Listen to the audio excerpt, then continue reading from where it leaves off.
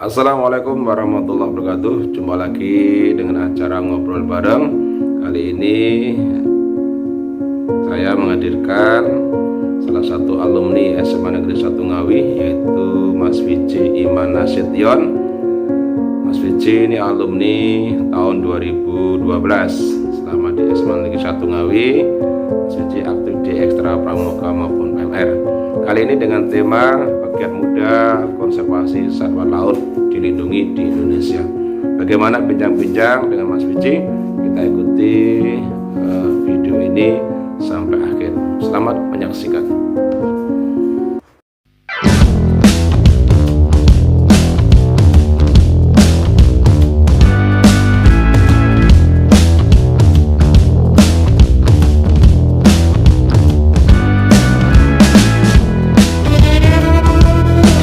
Bismillahirrahmanirrahim. Assalamualaikum warahmatullahi wabarakatuh.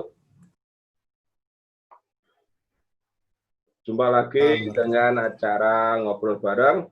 Kali ini tamu kita yaitu Mas Viji Iman Nasution. Ya, tempat tanggal lahir Ngawi 26 Mei tahun 1994. Ini SMA N1 Ngawi tahun 2012. Kemudian S1 IPB 2017, ngambil jurusan ilmu kelautan. Ini ngambil nggak ada laut, Mas Viji. Kok kepikiran ngambil jurusan kelautan itu gimana ya? Iya Pak, pertanyaan panjang Pak terkait kenapa sih saya kalau memilih jurusan kelautan begitu. Iya.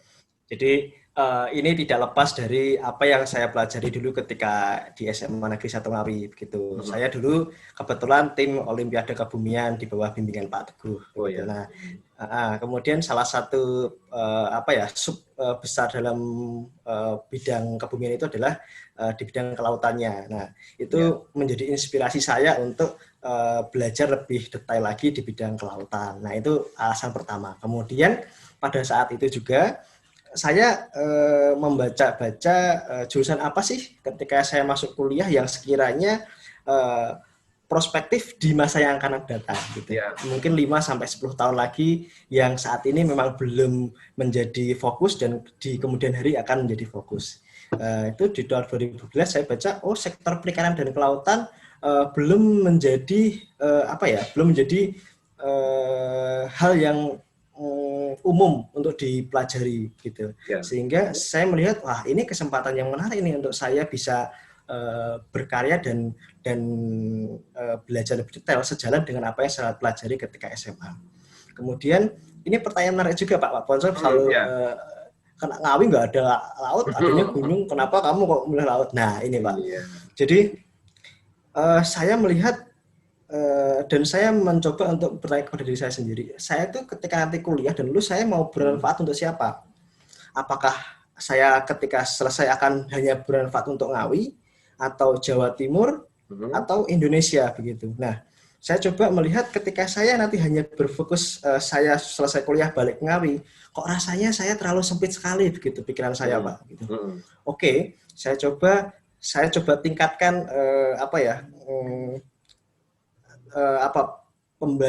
sudut pandang saya sehingga scoping saya lebih tinggi lagi, lebih luas lagi. Nah, saya putuskan saya ingin kuliah di jurusan yang sekiranya nanti saya bisa bermanfaat tidak hanya untuk Ngawi, Jawa Timur, tapi saya bermanfaat untuk Indonesia. Disitulah saya memilih jurusan ilmu dan teknologi kelautan di IPB. Sejalan dengan apa yang saya pelajari di SMA, sejalan dengan apa yang saya baca pada saat itu tentang apa sih yang dibutuhkan di masa yang datang dan sejalan dengan apa yang tentu diskusi dengan orang tua juga begitu Pak. Ya, terima kasih Mas Viji ya. Tadi Pak Poncol lupa ya. Jadi untuk tema kali ini tema umumnya adalah lingkungan ya. Lingkungan, kemudian tema khususnya adalah pegiat muda konservasi satwa laut dilindungi di Indonesia. Nah, ini Mas Viji ini aktif di berbagai macam organisasi ya. Bisa nyasar ya untuk aktivitasnya. Jadi sesuai dengan judulnya menjadi pegiat ya. Ini apa saja ya? Setelah lulus dari IPB 2017 sudah dapat ilmu kelautan. Kenapa yang kepikiran Mas Viji ini aktif di berbagai organisasi? Bisa menjelaskan ya? misalnya yang Ya, main spesies conservation tim WWF Indonesia. ya. Baik, Pak. Jadi Atau mungkin saya saya setelah diperkenalkan dulu ya, yang WWF Indonesia itu apa tuh? ya, baik. Organisasi apa ya? Jadi WWF Indonesia itu adalah sebuah yayasan yang bergerak di bidang lingkungan. Memang terus kemudian untuk saya sendiri, fokus saya sendiri adalah untuk tim konservasi spesies laut dilindungi. Iya. Jadi saya bekerja di suatu yayasan konservasi, levelnya adalah nasional, namun kami berjejaring di tingkat internasional. Jadi di masing-masing negara itu ada WWF dan Perwakilannya. betul, dan Indonesia di Indonesia sendiri namanya adalah WWF Indonesia gitu. Terus saya sendiri mulai berkarir di WWF Indonesia sebenarnya mulai di tahun 2017 ketika saya selesai wisuda. Minggu depannya saya langsung diminta untuk berangkat ke Wakatobi di Sulawesi Tenggara. Jadi di situ saya belajar tentang pemetaan partisipatif. Jadi saya lebih belajar ke social development. Jadi bagaimana sih pengembangan masyarakat pesisir di Wakatobi. Nah, selama 3 bulan lamanya di sana. Kemudian setelah selesai dari sana, saya kembali ke Jakarta. Tidak lama berselang, bahkan ketika sampai di Jakarta, saya langsung ditawari lagi untuk bergabung dengan WWF juga di tim yang lain, tepatnya di tim Marine Species Conservation. Nah, itu saya bekerja untuk tim pengawalan konservasi penyu di Indonesia. Oh ya. Mungkin untuk adik-adik di Ngawi tidak familiar dengan penyu atau mamalia laut ya. Ada. Jadi penyu bulus ya di tawon. Oh, bulus. Iya, Pak. Lanjut. Kemudian ya, jadi dari tahun 2017 kemudian tahun 2000 sampai saat ini pun saya tidak berganti lembaga. Jadi saya setia dengan WWF Indonesia mulai dari tahun 2017 sehingga 2023 saat ini. Karena saya melihat ini suatu pekerjaan yang membuat saya bisa berkembang, kemudian memberikan banyak saya kesempatan untuk belajar, kemudian juga banyak hal benefit yang tidak akan saya dapatkan ketika saya bekerja di profit gitu. Oh ya, mungkin saya jelaskan juga WWF Indonesia ini adalah lembaga non-profit ya teman-teman. Jadi lembaga yang tidak mendapatkan keuntungan dari apa yang dikerjakan. Kami bekerja berdasarkan dana-dana CSR yang datang ke kami untuk kami kerjakan di tingkat lapangan begitu. Untuk wilayah kerjanya dari Sabang sampai Merauke. Namun kemudian untuk tim Marine saya fokusnya untuk Indonesia bagian tengah hingga bagian ke timur. Untuk bagian barat belum banyak kegiatan di sana. Gitu. Ada tim sendiri atau memang belum banyak kegiatan yang barat? Belum banyak kegiatan, tapi ke depan akan banyak kegiatan di sana. Sementara kami fokus di Indonesia Timur dan Tengah dulu. Gitu ya. Berarti melihat dari sisi ruang lingkup wilayah ini, berarti Mas Vici sudah bisa berbagi, bisa pergi kemana saja? Apa hampir semua pulau sudah terlewati atau beberapa tempat? Belum banyak, Pak. Cuma ada beberapa tempat yang sudah saya kunjungi. Terakhir saya dari perairan Ambalat yang perbatasan antara Malaysia dan Indonesia. Nah, itu yang terakhir. Kalau sebelumnya lagi saya dari Teluk Saleh di Sumbawa di Nusa Tenggara Barat begitu. Kemudian saya pernah di Wakatobi, kemudian di Raja Ampat, kemudian di Maluku di beberapa tempat di sana. Dan saya pernah mengikuti suatu kegiatan ekspedisi Nusantara Jaya pada tahun 2015. Ini di luar pekerjaan ketika saya masih mahasiswa. Itu juga saya diberikan pengalaman untuk 1 bulan saya di atas kapal perang KRI untuk berkeliling melakukan ekspedisi dari Jakarta, kemudian Makassar, kemudian ke Sorong, terus kemudian ke Saum Laki di Nusa Tenggara. Saum Laki masuk Maluku, maaf. Kemudian masuk Kupang di Nusa Tenggara Timur dan kembali ke Jakarta selama 26 hari menggunakan kapal perang. Jadi sangat seru sekali memang ketika bekerja. Ya inilah yang menjadi menjadi keuntungan menjadi mahasiswa kelautan. Gitu jadi kita bisa berjalan-jalan, travel kemanapun, ke lokasi-lokasi, ke pulau-pulau yang tidak akan dikunjungi oleh orang secara umum, karena ketika kami di sana kami riset, kemudian kami melakukan kegiatan-kegiatan yang berkaitan dengan kelautan gitu. Nah, ini adalah salah satu keuntungan ketika saya saya belajar tentang kelautan dan saya bekerja di NGO yang fokusnya juga di bidang kelautan. Gitu. Kalau yang tadi, yang pemberdayaan masyarakat di Wakatobi tadi, itu fokusnya di mana tuh? Untuk pemberdayaan masyarakat?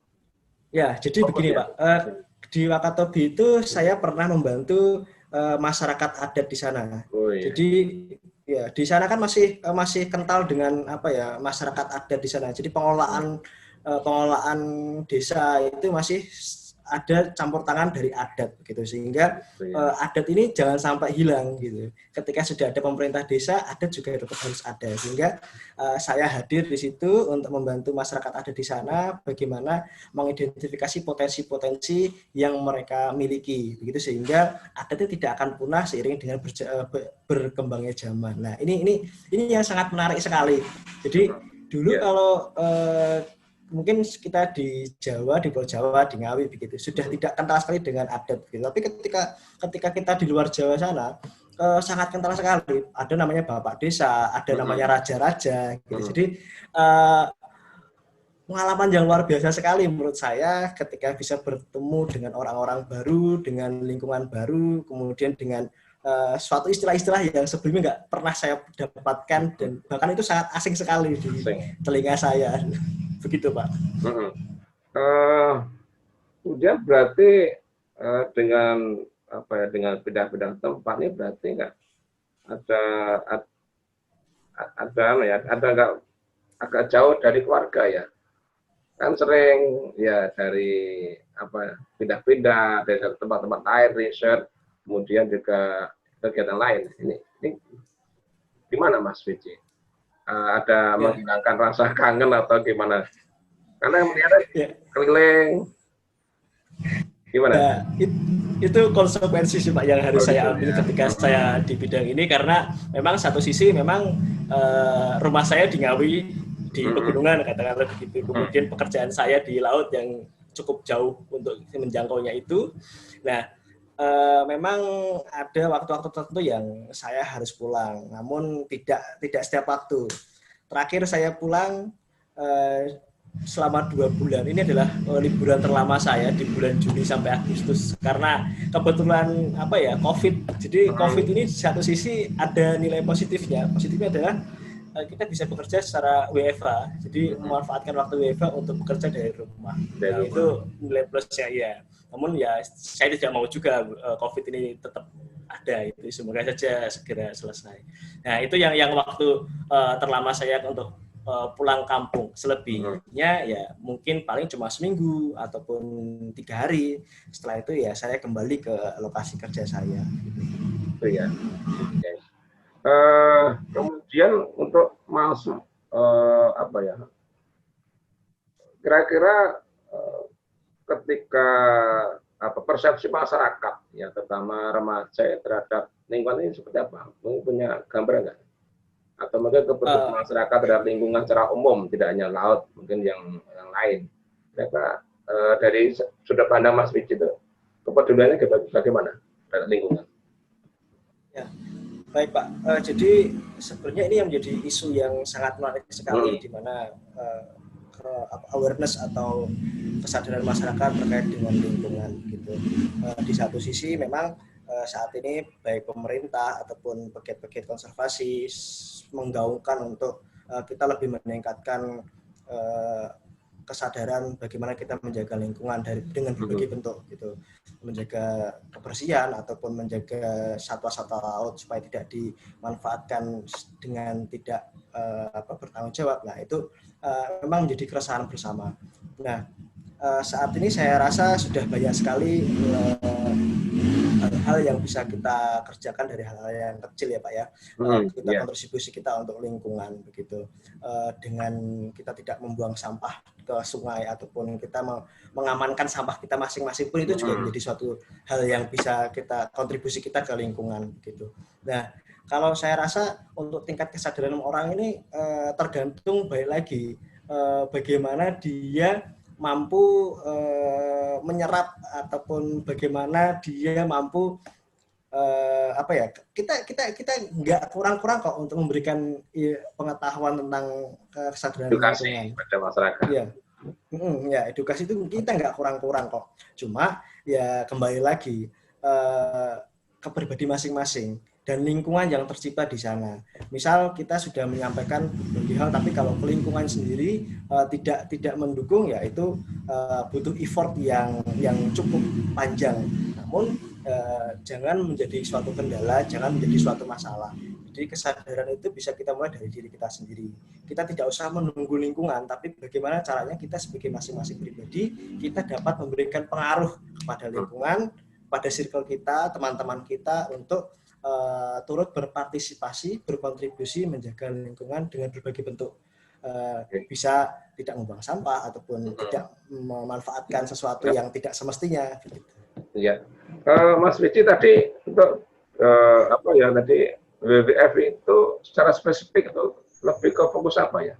Atau flora fauna atau salah satu atau dua-duanya?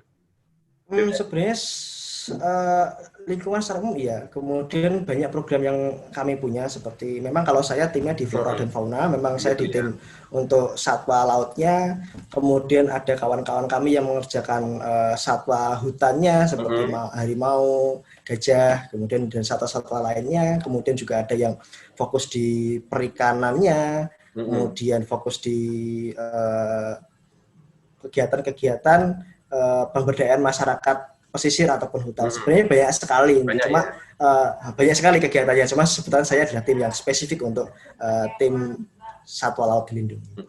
Bisa dijelaskan untuk masyarakat umum untuk satwa laut itu apa perlindungannya? Atau yang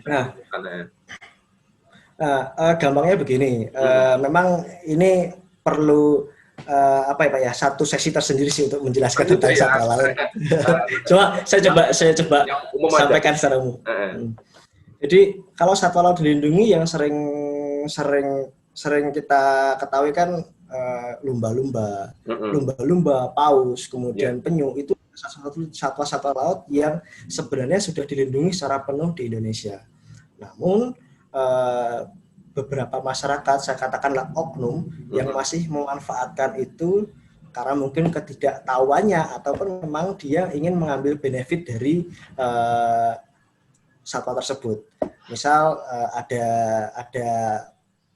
yang makan dagingnya, kemudian ada yang memang dia masih menangkap untuk dikonsumsi ataupun digunakan untuk pajangan, itu ada juga. Nah, kemudian ada juga yang manfaatkan untuk sirkus, itu ada juga. Mungkin saya nggak mau menyebut namanya, tapi itu ada praktek-praktek seperti itu yang sangat mengganggu sekali. Nah itu yang kami coba.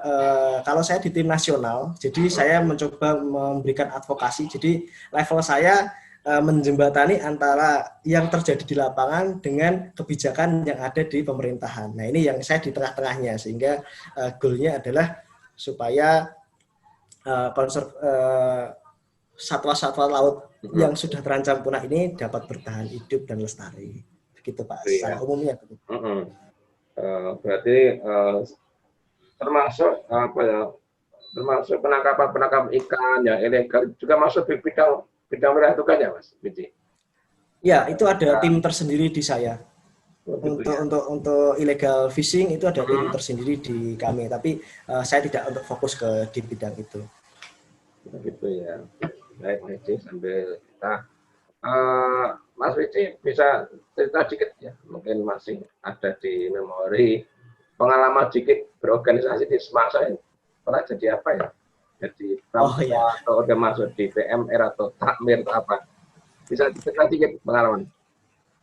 Baik Pak, boleh banget. Boleh nggak Pak ya? Mudah-mudahan masih ingat mudah-mudahan. Saya dulu waktu SMA pernah dipercaya sebagai ketua pramuka. Ya, Winscott Swasta. Saya aktif dari kelas 1 sampai kelas 3 untuk di pramukanya. Kemudian saya juga aktif di PMR pada waktu itu. Jadi 2 organisasi itu yang saya ikutin dan saya fokuskan ketika zaman SMA. Gitu. Ada pengalaman ketika aktif di 2 organisasi itu? Pengalaman kalau Lomba di atau apa? pengalaman, wah kalau lomba di Pramuka sering Banyak ya? sekali kami ikut, iya sampai sampai saya lupa dan kawan-kawan. Karena di Winscott Semasa di Pramuka SMA Negeri 1 Ngawi hampir setiap tahun kita ikut lomba baik di tingkat kecamatan pernah, terus kemudian di tingkat kabupaten sering sekali, di tingkat provinsi pun kita pernah ikut sekali kalau tidak salah di Magetan. Pada waktu itu kita juga tim kita dapat juara 2 atau Lomba apa ya?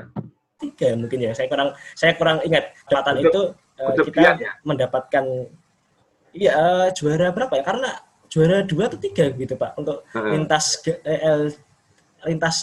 alam atau lintas gabungan gitu lupa saya. Tapi yang jelas itu mewakili Kwarcat Ngawi, dan di kegiatan itu kita mendapatkan hasil yang cukup memuaskan begitu. Dan ini tidak lepas dari dan pengalaman waktu di SMA juga masih ada gunanya ya ketika di kampus. Mungkin sekarang juga sudah di lapangan. Itu bekal yang modal yang besar sekali bagi saya Pak. Jadi tanpa saya dulu zaman SMA belajar di Pramuka, belajar di PMR, mungkin saya tidak akan menjadi VC yang saat ini begitu. Karena pada waktu itu kita belajar berorganisasi, bagaimana memanfaatkan waktu, belajar berbicara itu yang paling penting, sehingga saat ini mudah untuk ketika diajak untuk coba VC untuk kamu negosiasi dengan ini itu hal yang bukan menjadi hal yang baru gitu. Jadi itu saya bentuk ketika sejak zaman berorganisasi, dan pada waktu SMA itu adalah momen di mana saya banyak belajar sekali terutama di Pramuka gitu. Ya. Kembali lagi Mas Wiji, untuk riset interestnya ini ada ekologi tropis, konservasi penyu dan mamalia, kemudian kajian distribusi populasi, migrasi penyu, kemudian ada pemetaan sumber daya hayati laut. Ini mungkin bisa menjelaskan yang keempat tadi, yang pemetaan sumber daya hayati laut ini apa nih? Jadi memang kalau di bidang kelautan memang satu hal yang kita pelajari adalah bagaimana kita dapat memetakan sumber daya hayati laut yang ada di Indonesia. Nah, kita mencoba untuk membuat peta, gampangnya adalah kita memetakan tentang sumber daya seperti perikanan, kemudian lamun, mangrove, terumbu karang. Nah, ini kita coba petakan untuk kita mengetahui potensi apa sih yang dimiliki di suatu wilayah. Nah, untuk menganalisisnya ke situ, sehingga dari hasil peta dan analisa kita dapat merumuskan kebijakan yang dapat diambil oleh pemerintah ataupun pemerintah setempat, sehingga pembangunan ke depan itu sesuai dengan apa kondisi yang saat ini ada. Itu sih yang kalau terkait dengan pemetaan begitu Pak. Mungkin ini agak asing ya ketika sebenarnya sama. Kalau konsepnya, kalau laut ya bedanya saja ini subjeknya di laut, tapi ketika di darat sama saja mungkin gunung ataupun persawahan. Sebenarnya hanya objeknya saja yang berbeda. Dan hasil pemetaannya itu alhamdulillah bisa diterima ya, itu mungkin ada kendala-kendala. Ya, justru dari hasil pemetaan dan analisa itu kita tentunya dengan tim Pak ya, tidak saya sendiri, tapi ada tim-tim tertentu sehingga kita lebih komprehensif dalam menyampaikan hasil analisa kita, dan itu memang dijadikan acuan-acuan atau bukan acuan, pertimbangan ketika dalam penyusunan sebuah kebijakan. Itu pasti akan kita sampaikan, dan ya inilah enaknya ketika kita kerja di yayasan atau NGO, katakanlah non-government organization seperti WWF. Jadi kita punya kesempatan untuk langsung menyampaikan itu kepada government gitu. Jadi apa yang kita punya kita sampaikan tanpa kita punya kesempatan yang sama dengan kawan-kawan yang lain. Oh ya, ini berarti harus punya pengalaman diving ya Mas? Oh iya. Susah nggak belajar menyelam? Itu butuh berapa waktu ya Mas Bici? Kebetulan kalau menyelam ini kan salah satu hal yang wajib dari mahasiswa kelautan. Iya. Harus bisa menyelam. Ya. Jadi dulu saya ketika saya ingat betul, saya ini sebelum bisa menyelam syaratnya harus bisa berenang. Iya. Nah, saya sebagai anak Ngawi yang jauh dari laut, jauh dari sungai, kolam pun juga cuma 1 meter nggak akan tenggelam gitu. Saya masuk IPB ketika belajar berenang dapat kolam yang 2 meter 3 meter, wah saya sempat menangis di situ karena benar-benar tenggelam sampai ke dasar gitu. Namun karena malu Pak ya, malu laki-laki menangis karena nggak bisa berenang gitu, berenang yang profesional gitu. Oke, akhirnya di situ saya memberanikan diri, membuka kesempatan lagi untuk belajar, akhirnya bisalah berenang. Dan itu sangat pencapaian yang saya anggap luar biasa sekali, seorang Fitzi, anak Ngawi yang anak gunung bisa berenang di laut begitu. Setelah itu terus lanjut. Setelah itu baru saya mengambil license untuk menyelam, dan kesempatan menyelam itu ya itu juga hal yang menarik sekali karena olahraga menyelam ini adalah olahraga yang sebenarnya berbahaya, olahraga yang mahal tapi saya bisa gitu loh. Jadi kayak suatu kebanggaan tersendiri sih Pak ketika saya bisa menyelam gitu. Itu masih mahasiswa ya ketika les itu? Menyelam masih mahasiswa? Iya, masih sejak mahasiswa tahun 2013 kalau enggak 2014 itu saya sudah masuk terjun di dunia penyelaman. Oke, Mas Fitzi ini juga waktu di SMA aktif di organisasi, di kampus apa juga masih? Di IPB masih aktif? Dia apa di jurusan fakultas atau? Dari kampus sampai himpunan saya pernah semuanya. Gitu. Jadi dulu waktu zaman tingkat 1 saya langsung masuk karena waktu SMA saya tidak pernah masuk OSIS Pak ya. Saya mencoba untuk mengisi gap itu. Oke, pramuka saya sudah sampai ke sudah tercapai nih. Mau masuk kuliah saya harus mengisi gap yang pernah saya dapatkan. Oke, saya masuk BEM, kemudian pada tingkat pertama, kalau teman-teman mungkin tingkat pertama mengambil yang levelnya fakultas begitu. Saya enggak, saya langsung masuknya levelnya kampus. Iya, langsung kampus saya. Jadi pada itu saya langsung masuk di tim kebijakan nasional di IPB, itu adalah tim yang sering demo-demo, yang menyusun strategi demo. Nah, itu kemudian di tahun berikutnya karena saya pengen lebih spesifik dan konsen, baru saya masuk ke level fakultas. Terus di tahun ketiga, karena saya pengen lebih konsen lagi, saya masuk di level himpunan. Dan di level keempat, di tingkat keempat, karena saya pengen lebih spesifik lagi, saya masuk di organisasi mahasiswa, organisasi non-kemahasiswaan, sehingga itu akan lebih fokus ke bidang karir profesional saya. Jadi saya mendesain seperti itu, dari yang umum kemudian menjadi spesifik sesuai dengan bidang yang saya tekuni. Itu juga ada cerita menarik sih Pak. Ketika dulu itu kebetulan dulu waktu zaman kuliah, alhamdulillah IPK saya cukup. Ya. Dan saya ketemu dengan salah satu dosen akademik saya. Saya dimarahin. Kamu ketinggian IPK kamu segini ini. IPK kamu turunkan dikit, tapi isi dengan kegiatan non akademik ya. Biar skill kamu itu nanti akan balance. Ya. Di situ saya akhirnya saya banyakin tuh Pak di tingkat 2 dan tingkat 3 itu untuk organisasi, untuk menyesuaikan kapasitas saya supaya naik. Kemudian akademik saya tetap ya saya kasih batas lah 3 tes, pokoknya di atas 3,5 gitu. Tapi akademik harus non akademik harus ada tambahan-tambahannya. Nah, ini penting banget karena ketika saya lulus saya merasa jejaring-jejaring yang saya dapatkan ketika saya berorganisasi ini yang membawa saya hingga saat ini. Karena saya bekerja saat ini mendapatkan pekerjaan, saya tidak tes.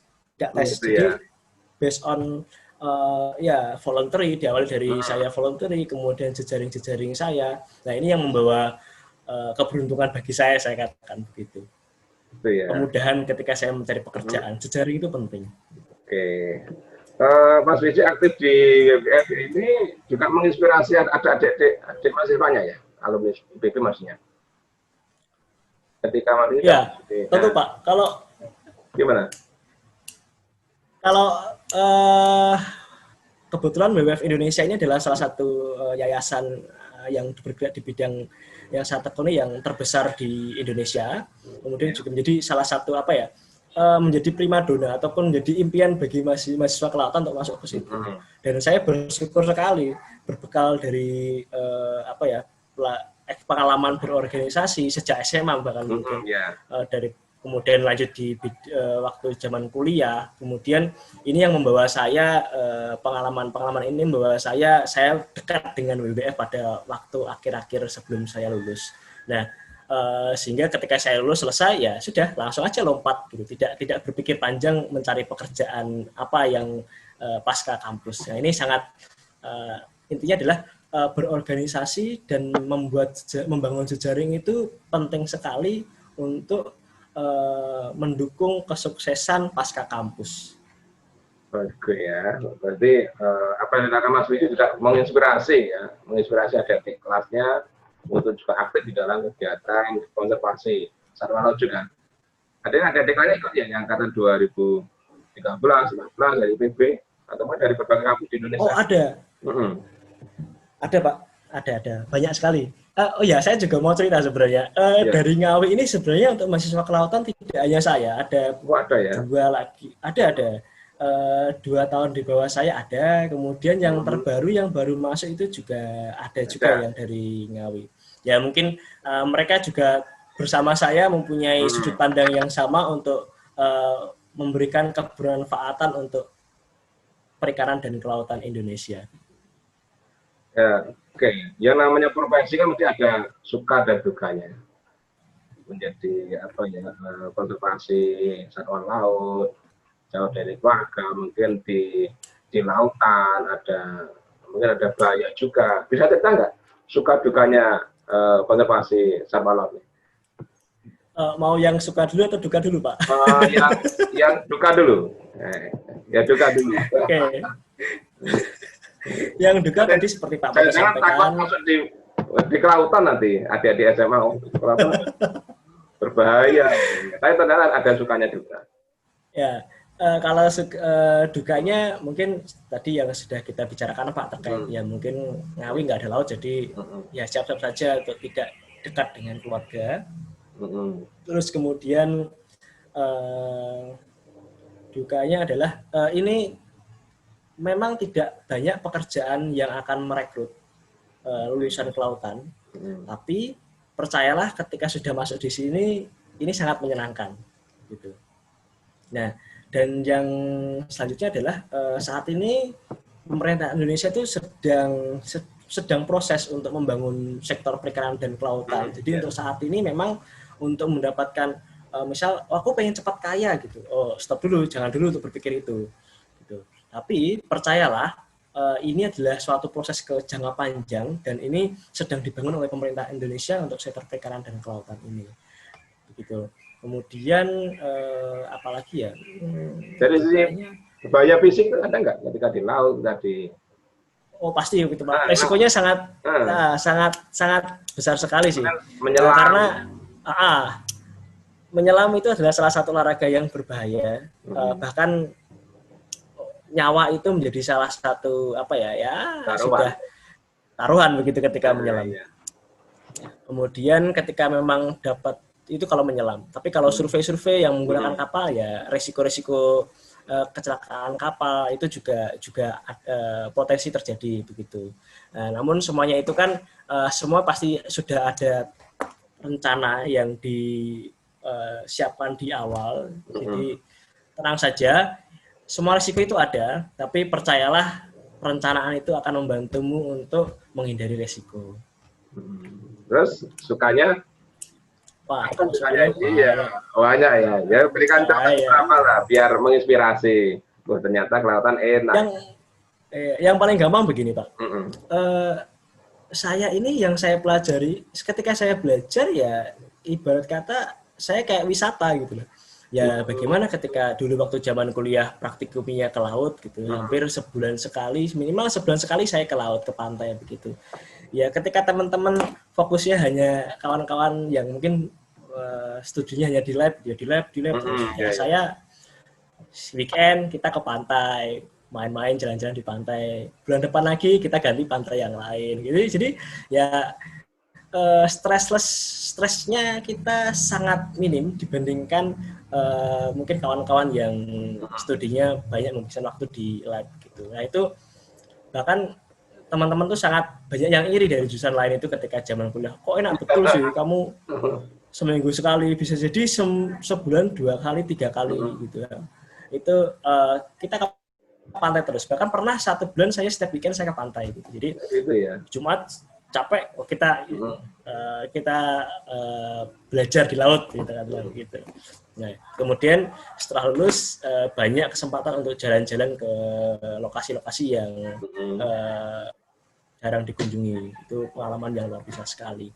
Dan belum banyak orang yang fokus di bidang ini, sehingga ini kesempatannya besar sekali bagi adik-adik yang tertarik untuk belajar di bidang perikanan dan kelautan. Ya, tentunya juga bisa mengenal Indonesia lebih dalam ya, karena bisa keliling dari pulau. Dari kalau kan di PPK ya diterangkan ini Indonesia, ini Sumatera, Kalimantan, Mas Vijay bisa langsung ke tempatnya ya. Iya, alhamdulillah Pak. Karena mungkin gini, dulu saya ketika masuk kuliah itu sudah saya plotkan tuh mimpi-mimpi saya gitu. Ya, saya pernah memplotkan ada 100 mimpi yang ingin saya capai ketika masuk kuliah. Dan itu ternyata mimpi-mimpi itu salah satunya adalah saya pengen keliling Indonesia. Gitu. Alhamdulillah saya dari Sumatera, Kalimantan, Sulawesi, Maluku, kemudian Nusa Tenggara, Papua. Perjalanan saya itu adalah perjalanan yang tidak pernah saya mengeluarkan uang pribadi.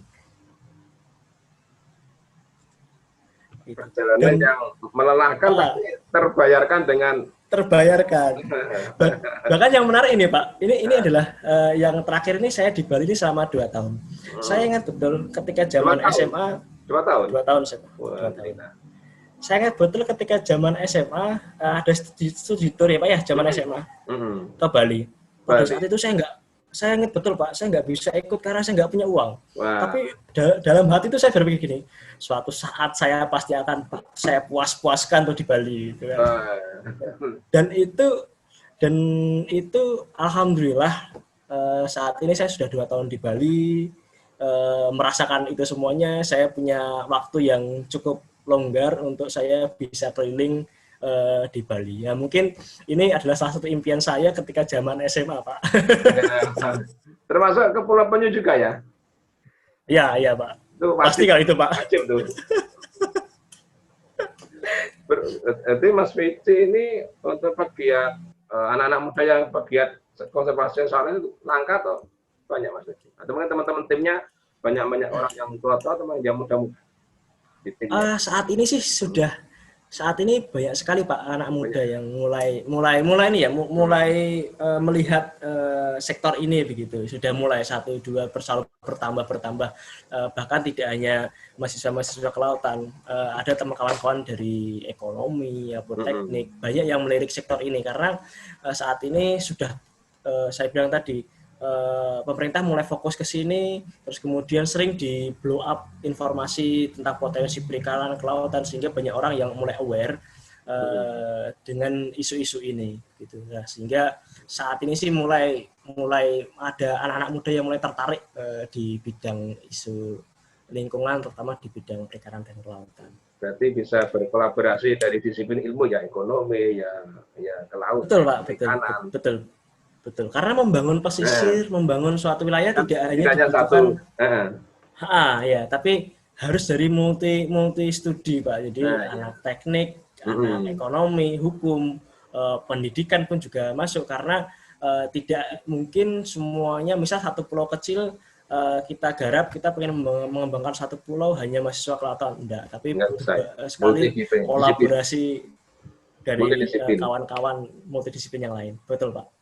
Oke ya, Mas Vijay bisa berikan harapan atau pesan untuk anak-anak muda, karena kita kan kebetulan 2/3 wilayah Indonesia berupa laut ya.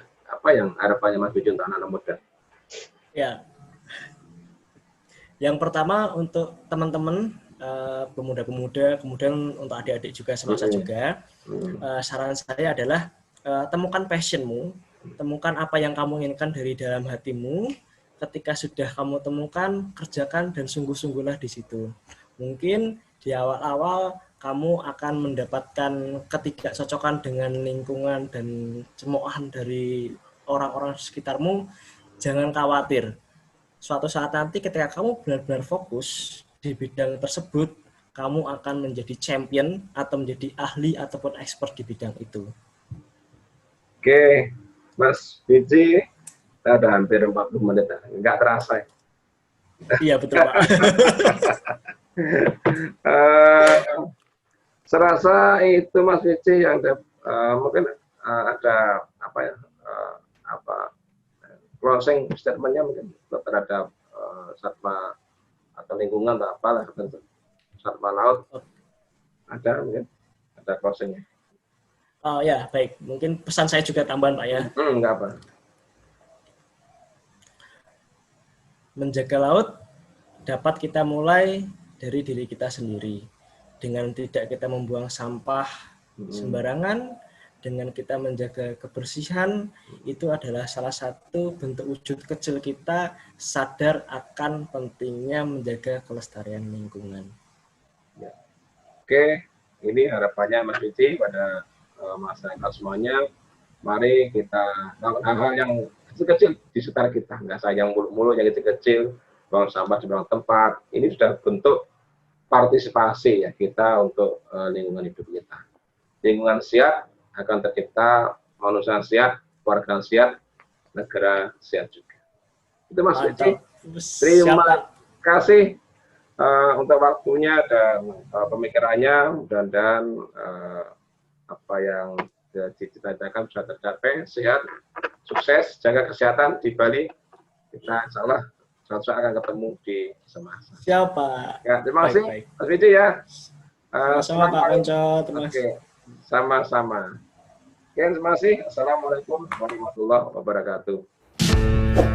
Sebagai tadi ngobrol bareng saya dengan Mas Biji Imanasution tentang bagian muda konservasi satwa laut dilindungi di Indonesia. Mudah-mudahan ada guna dan manfaatnya. Dukung channel ini dengan cara subscribe, like, komen, dan share. Sekian, terima kasih. Jumpa lagi di depan. Assalamualaikum warahmatullahi wabarakatuh.